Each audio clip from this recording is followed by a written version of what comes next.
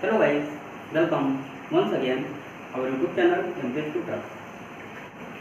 Dear friends and students, today I will teach International Organization Part 2 because I have taught International Organization Part 1 previously. So today I will explain Part 2 other international organization and their headquarters by trick. So let's start once again our funny and interesting chapter International Organization and Headquarters Part 2. So let's start. International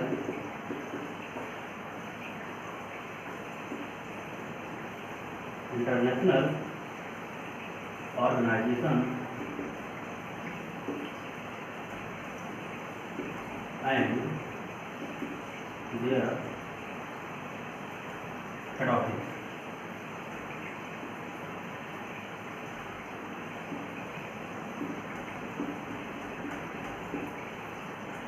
Part. Today I will explain IAEA means International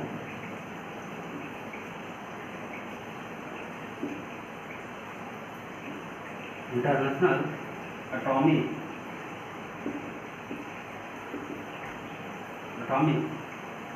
Energy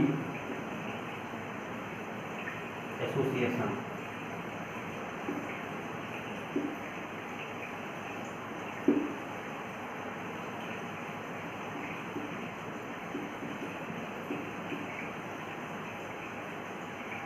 अंतर्राष्ट्रीय परमाणु ऊर्जा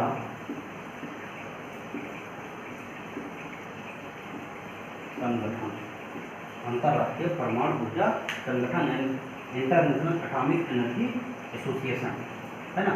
association मतलब भी संगठन होता है, यहाँ पे आप एसोसिएशन लगा दीजिए चाहे आप पार्टी लगा दीजिए, लेकिन एसोसिएशन इसका राइट आंसर है कि इंटरनेशनल एटॉमिक एनर्जी एसोसिएशन संगठन है ना।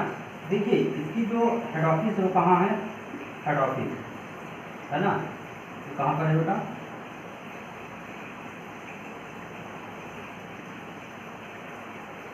एटॉमिक समझ रहे हैं ना, क्या होता है परमाणु है ना, परमाणु। देखिए परमाणु का कर रहे हैं ना, परमाणु क्या है, बम होता है ना, परमाणु बम। जहाँ पर परमाणु बम या कोई भी बम होगा वहाँ क्या मिलेगी, विक्ट्री। अगर हमारे पास बम ज़्यादा होगा तो जो किसी भी सेना के पास अगर आर्मी के पास बम ज़्यादा होंगे, उन्हें अगर परमाणु बम ज़्यादा होंगे तो क्या होंगे, वहाँ पे विजय मिलेगी, यानी विक्ट्री, यानी विजय मिलना क्या है, क्या मिलेगा, विजय मिलेगी ना, क्या मिल जाएगी हमें, विक्ट्री मिल जाएगी।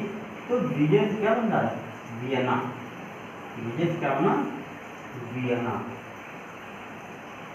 वियना क्या है, ये कैपिटल है किसकी, ऑस्ट्रिया की,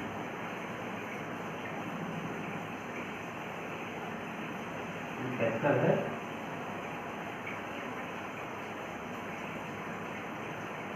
ऑस्ट्रिया, ठीक है। तो हम यहाँ भी पढ़ सकते हैं कि अंतर्राष्ट्रीय का हेड ऑफिस जो है वो कहाँ है, वियना है ना। देश कौन सा है,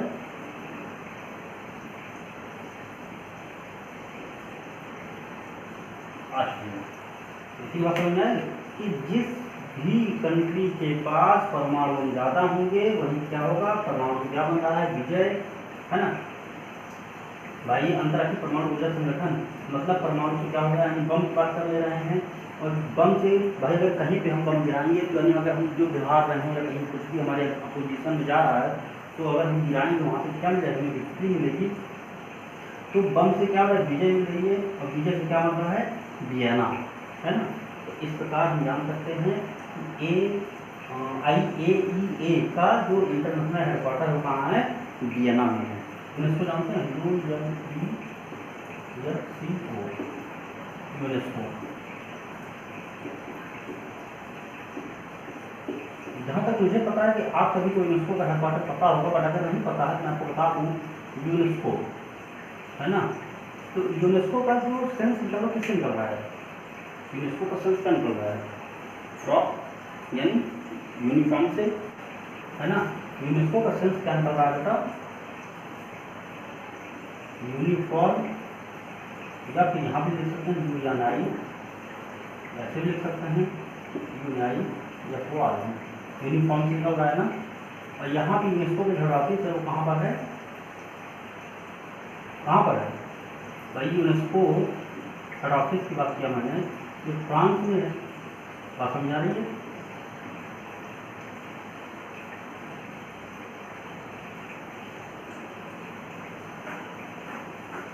देखिए हम अगला पढ़ते हैं यूनेस्को, UNESCO है ना। अब यूनेस्को को अगर हम पढ़ते हैं, यूनेस्को को हम पढ़ते हैं तो यूनेस्को का जो हम सेंस निकलता है यूनिफॉर्म।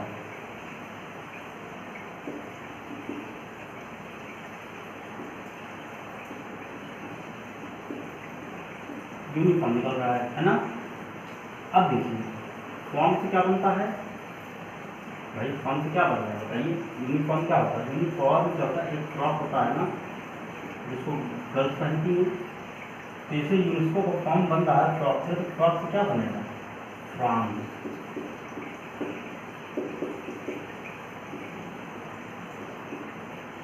बात समझ आ रही है?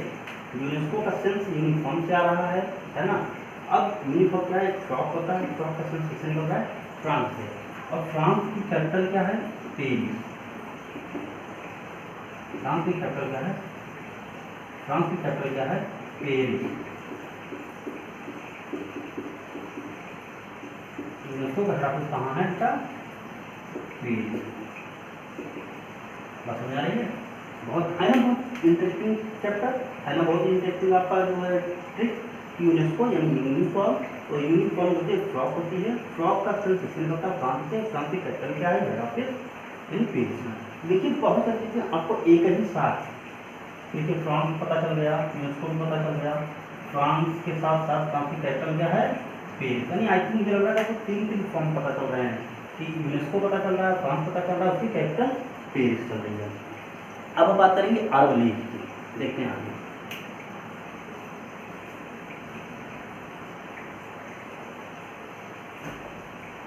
देखिए हम अरब लीग की बात करते हैं बेटा।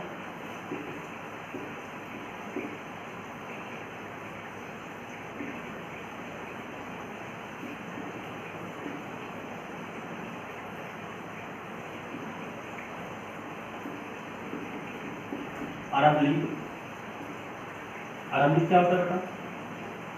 ये एक प्रकार का संगठन है, अरब देशों ने मिलकर उसको बनाया हुआ है ना। अरब लीग जो है बेटा, ये प्रकार का अरब कंट्री यानी अफ्रीका कंट्री के कुछ हैं जो सदस्य हैं अफ्रीकन कॉन्टिनेंट के, कुछ अफ्रीकी कंट्री हैं जिनमें मिले हुए हैं है ना। तो इस प्रकार अरब लीग में टोटल कितने कंट्री हैं बेटा? 11 जो इसके मेंबर हैं। मेंबर कितने हैं? 11 मेंबर्स हैं है ना। अभी मैं आपको नाम भी बता देता हूँ कि कौन कौन से मेंबर हैं इसके। तो इसका जो हेड ऑफिस है वो क्या है? हेड ऑफिस कहाँ है? काहिरा में है ना। अब काहिरा कहाँ है? ये इजिप्ट में है ना, इजिप्ट में है। अब अरब लीग का देखिए सूत्र क्या है? अगर हम फार्मूला या ट्रिक की बात करें तो अरब क्या होता है? अरब देखिए कैसे याद करेंगे? जो हीरा होता है, हीरा समझते हैं ना, डायमंड, कितने का होता है? अरबों का होता है। हीरा अरबों का होता है।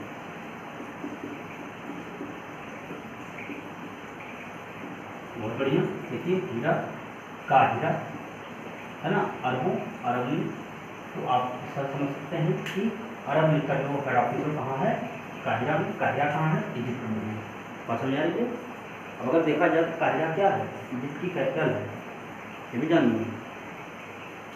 कोई भी संगठन, किसी भी संगठन का हेड ऑफिस या कोई भी संगठन कहाँ बनाया जाता है, वो कहीं ना कहीं, या तो हेड ऑफिस जो बनाया जाता है वो किसी कंट्री के कैपिटल में बनाया जाता है, या फिर जो बहुत बड़ा शहर होगा, जो बहुत बड़ी सिटी होगी, वहाँ पर बनाया जाएगा। देखिए तो अरब लीग है बेटा, ये आपका अरब लीग है, दक्षिण पश्चिम एशिया और उत्तर पूर्वी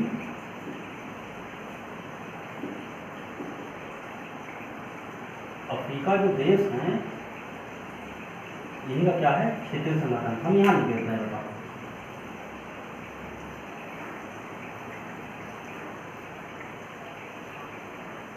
हम यहाँ लिख देते हैं जो अरब लीग है, ये दक्षिण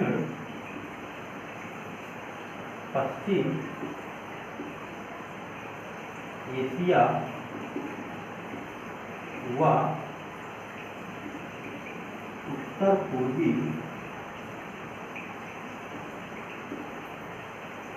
अफ्रीका का क्या है, क्षेत्रीय संगठन। बात समझ आ रही है। तो इसको हम लिख कर दे रहे हैं, यहाँ से यहाँ पे लिख कर दे रहे हैं, है ना। जो आपका जो दक्षिण पश्चिम एशिया है, दक्षिण पश्चिम जो आपका एशिया है और उत्तर पूर्वी अफ्रीका आपका क्षेत्रीय संगठन है, इसमें टोटल जो सदस्य देश हैं, मेंबर देश हैं, तो टोटल हैं 11 देश हैं। और ये समझ नहीं पता। और हेड ऑफिस कहाँ है, काहिरा यानी मिस्र में, इसको हम इजिप्ट भी कहते हैं। और समझ आ रही है। हम अगर इंटरेस्ट की बात करें, इंटरेस्ट कैसे याद करेंगे, हीरा डायमंड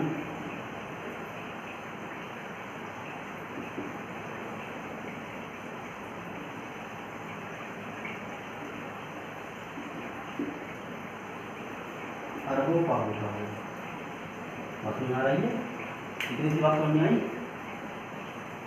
मैं आपको अब दो संगठन, दो आपके इंटरनेशनल जो ऑर्गेनाइजेशन हैं, हम उनको कंपेयर करके पढ़ाएंगे। क्यों मैं जो कंपेयर करके पढ़ाऊंगा, क्योंकि दोनों में सिमिलरिटीज काफ़ी हैं। इसीलिए अगर आप एक आपको याद रहेगा तो दूसरा ऑटोमेटिक आपको याद रहेगा। तो देखिए मैं आपको यहाँ पे वर्टिकल लाइन ड्रॉ कर ली है। एक भी लिखेंगे यूरोपियन यूनियन, यानी यूरोपियन संघ, इसमें लिखेंगे नाटो यानी north Atlantic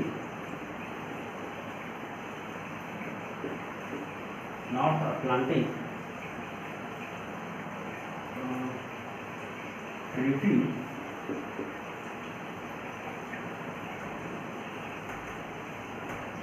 organisation.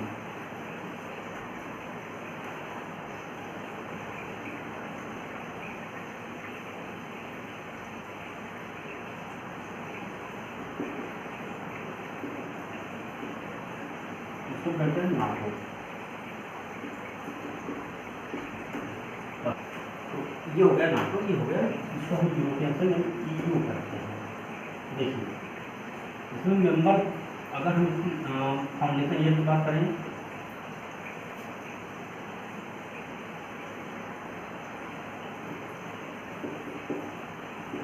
Foundation year की बात करेंगे इसकी हम, अगर हम दोनों की फाउंडेशन ईयर की बात करेंगे तो ये 1993, ये है आपका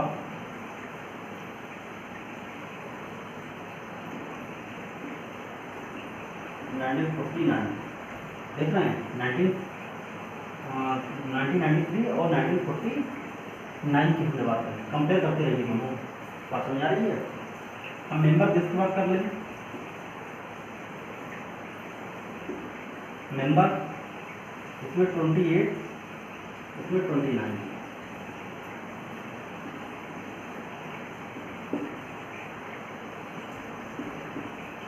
अब आप देखिए कंपेयर करने की बात बहुत आसान है। देखिए अगर आपको अंदाज नहीं हो रहा है कि कौन बड़ा कौन छोटा है तो बहुत आसान देखिए, जिस कंट्री का नाम जिस संघ का नाम बहुत छोटा हो, यूरोपियन, उसकी संख्या कम, जिसकी बड़ी उसकी संख्या बड़ी। वैसे भी आप नोट कर सकते हैं कि 28 पहले आता है 29, जो पहले आएगा वो यूरोपियन, जो बाद में आएगा वो नाटो। इस तरह आप कर सकते हैं। लेकिन मेरे हिसाब से सबसे आसान ट्रिक यही है कि जिसका नंबर, जिसका नेम छोटा उसकी संख्या कम, जिसका नेम ज़्यादा उसकी संख्या ज़्यादा। यानी जिसका नाम छोटा होगा उसमें सदस्य मेंबर यानी जो मेंबर होंगे उनकी संख्या कम होगी, और जिसके नाम बड़े होंगे जैसे नॉर्थ अटलांटिक ट्रीटी ऑर्गेनाइजेशन, ये बड़ा है नाटो, इसकी फाउंडेशन है 1959 और मेंबर कितने हैं 29। इस प्रकार समझ में आ गई बात है। हम आगे बढ़ते हैं। हम अगर हेड ऑफिस की बात करेंगे, हेड ऑफिस क्या है, ब्रुसेल्स। दोनों के ब्रुसेल्स होंगे, इनका भी हेड ऑफिस ब्रुसेल्स, इसका भी हेड ऑफिस ब्रुसेल्स।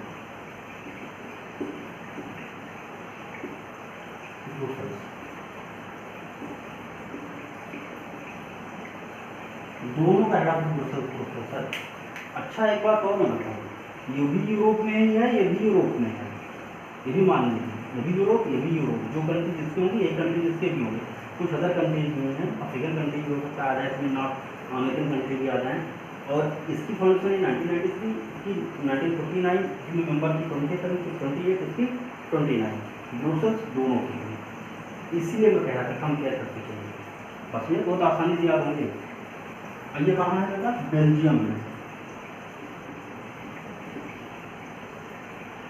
ये भी बेल्जियम में होगा। फिर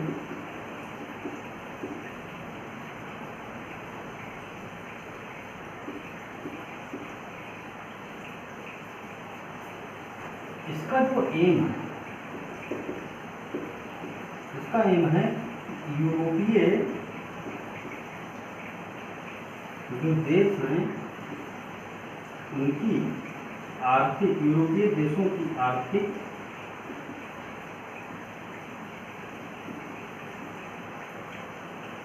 व राजनैतिक, जो है आर्थिक और राजनैतिक हितों के लिए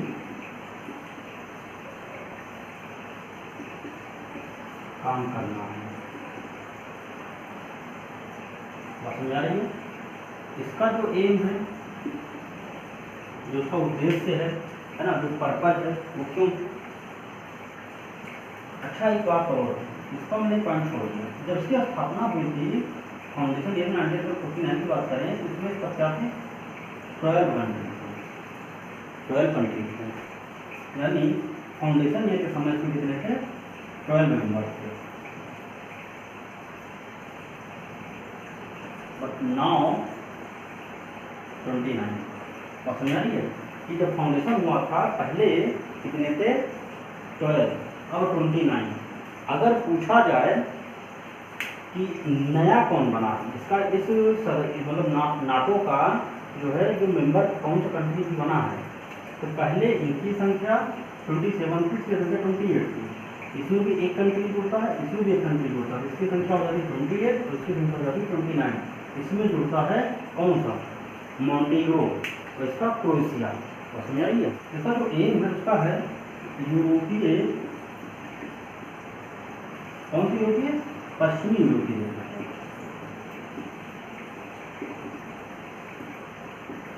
पश्चिमी यूरोपीय देशों को एक सूत्र में बांधना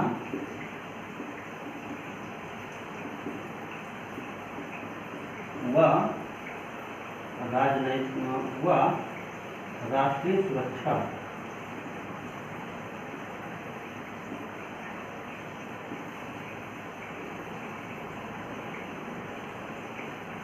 प्रदान करना है। समझ आ रही है। इसका एम है पश्चिमी यूरोपीय देशों को एक सूत्र में बांधना और राष्ट्रीय सुरक्षा प्रदान करना।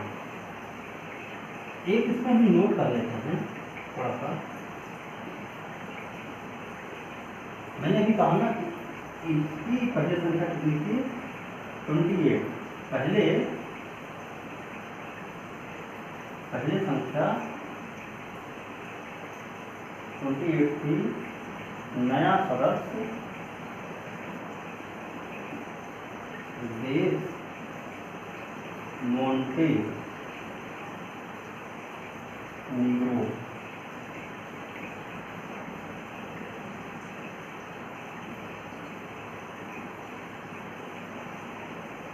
बना।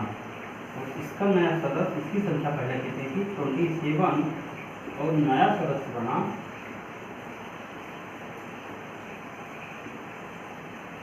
Croatia.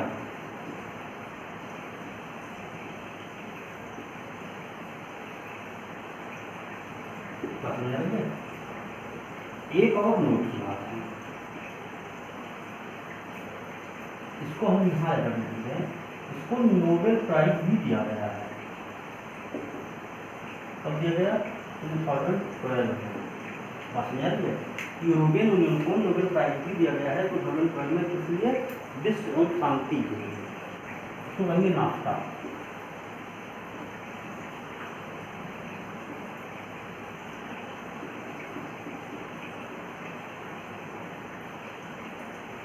Naphtha North American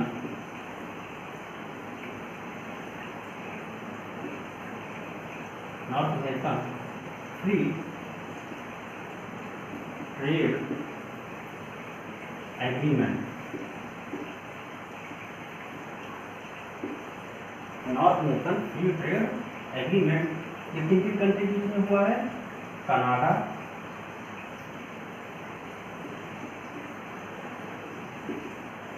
America USA and Mexico. मतलब इसमें इन कंट्री के बीच में ये बात की गई है कि जो ये कंट्रीज हैं कनाडा, अमेरिका और मैक्सिको, इनके बीच में जो व्यापार किया जाएगा, जो भी जो है ट्रेड किया जाएगा, वो जो है फ्री होगा। उस पर कोई टैक्स, कोई भी चार्ज नहीं लगाया जाएगा, फ्री। ये इन कंट्री के बीच में अपना एग्रीमेंट हुआ है और इसकी स्थापना की गई थी 1994 में। मेंबर कौन कौन से हैं? अगर देखा जाए तो यही मेंबर हैं आपके, ठीक है।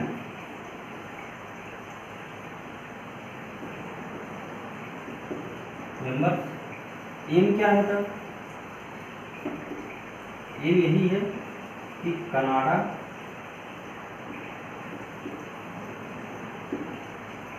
अमेरिका एंड मैक्सिको के बीच लगने वाले व्यापार कर को, देखिए व्यापार कर की बात की जा रही है, इसमें इसको हाईलाइट कर दे रहा हूँ, हाईलाइट। व्यापार कर को समाप्त कर दिया गया।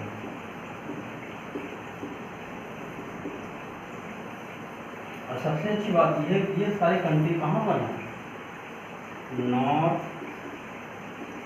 अमेरिका कॉन्टिनेंट, कॉन्टिनेंट में समझाइए। इसीलिए ये जो नाफ्ता है यानी उत्तरी अमेरिका मुक्त व्यापार समझौता, इसको कहते हैं। हिंदी में बात करें तो इसकी बात करेंगे हम उत्तरी अमेरिका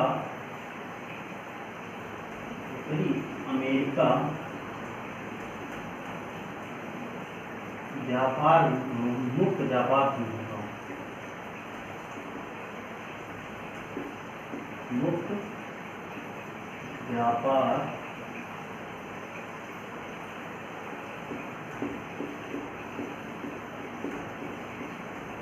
समझौता है ना। उत्तरी अमेरिका मुक्त व्यापार समझौता, ये जो है आपके सिर्फ 3 कंट्री के बीच में है। नाफ्ता इसको कहते हैं North American free trade organization, Mexico, Canada और यूएसए के बीच में है। 1994 से है कि इन 2 कंट्रीज हैं, इनके बीच में कोई टैक्स नहीं लगाया जाएगा।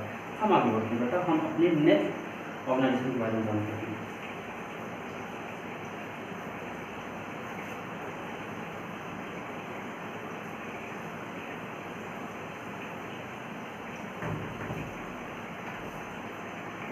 आप जानेंगे बेटा एडीबी, एडीबी मतलब एशियन डेवलप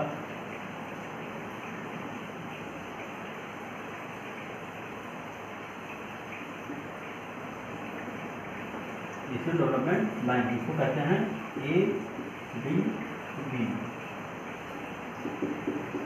बात समझ आ रही है?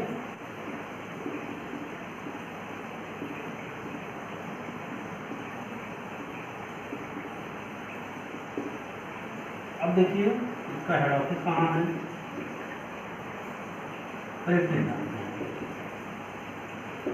ट्रिक से ही निकालेंगे ना कि कहाँ पर है। ट्रिक देखिए, इसमें मैंने क्या कहा, द एशियन डेवलपमेंट है ना, तो बैंक के पास क्या होता है, मनीला बैंक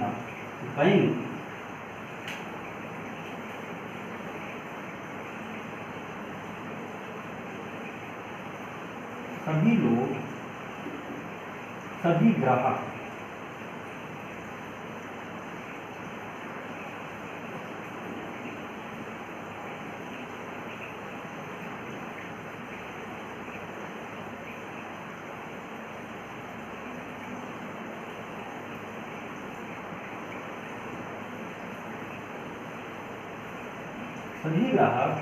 बैंक जाकर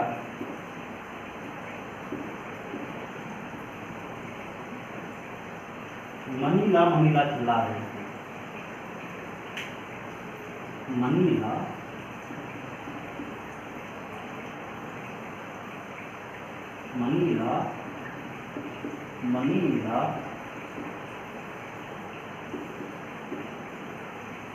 चिल्ला रहे है ना आपका।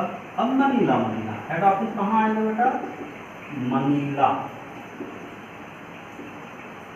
कहाँ है, फिलीपींस। और अगर आपको याद हो, मैंने आपको एक बार शुरुआत में करंट अफेयर के चैप्टर में मैंने आपको पढ़ाया था कि ADB bank, Asian development bank का जो हेड ऑफिस है कहाँ है, फिलीपींस में है। फिलीपींस जो है ये क्या है, एशियाई कंट्री है, मतलब एशियाई कंट्री है जहाँ पर ये है। और मैंने पूरी हिस्ट्री बताई थी, वहाँ पर आपको बताया था मनीला में अंतर्राष्ट्रीय चावल अनुसंधान संस्थान भी है,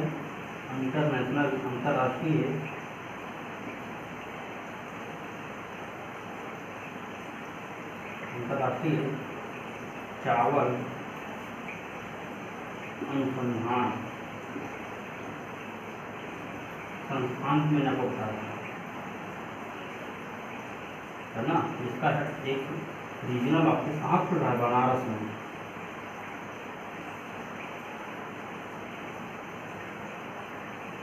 वहाँ पे वाराणसी में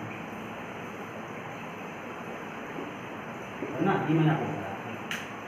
तो फिर यही है कि सभी ग्राहक बैंक जाकर मनीला चिल्ला रहे थे और आपका मनीला याद होगा, है ना। बहुत फैंटास्टिक ट्रिक, आपका तुरंत आपको याद हो जाता है कि मनीला। और अगर मनीला भी अगर आपको नहीं आता तो वनीला तो याद रहेगा ना, क्योंकि आप एक चॉकलेट खाते हो, केक खाते हो, तो आपको वनीला भी तो होता है, वनीला फ्लेवर, वनीला ऐसे भी बना सकते हैं कि गोलू शॉप पे गया, उसने वनीला मांगा और शॉप पर मनीला मांगा, यानी शॉप गोलू ने कहा वनीला, उसने शॉप पर ने कहा मनीला, यानी हमें आप मनी दो, मैं आपको वनीला दे देता हूँ, आप मुझे मनी दो, मैं तुम्हें वनीला दे रहा हूँ। तो इस तरह भी आप ट्रिक बना सकते हैं। तो ट्रिक अपने हिसाब से चलता है कि आपको जो आसानी से क्या हो। तो मैंने भाई 2 ट्रिक बनाई अभी जस्ट कि सभी ग्राहक बैंक जाकर मनीला खिला रहे थे। और दूसरा एक ट्रिक ये भी है कि गोलू शॉप पे गया, उसने कहा वनीला दो, उसने कहा मनीला दो, यानी वनीला, एक हाथ से मनी दो, एक हाथ से वनीला ले लो उनसे, एक हाथ दो एक हाथ दो। तो ऐसे भी आप कर सकते हैं, जो आपको याद हो आप आसानी से ट्रिक के माध्यम से अप्लाई कर सकते हैं। अच्छा एक बात और, इसके जो मेंबर हैं 67 देश है बेटा। और इसकी जो फाउंडेशन ईयर है इसका 1966। लेकिन वर्क कब से करता है ना, कब से एक्टिव कब से होता है, वर्क फ्रॉम 1967। यानी अपना इसकी होती 1966 में, और काम कब से शुरू करता है 1967 में, और इंडिया इसका जो है क्या है, एशियन डेवलपमेंट बैंक का मेंबर है। मैं आपको बताता चलूँगा कि जहाँ मेंबर होगा मैं आपको तुरंत बताऊँगा कि इंडिया इस संगठन का मेंबर है या नहीं।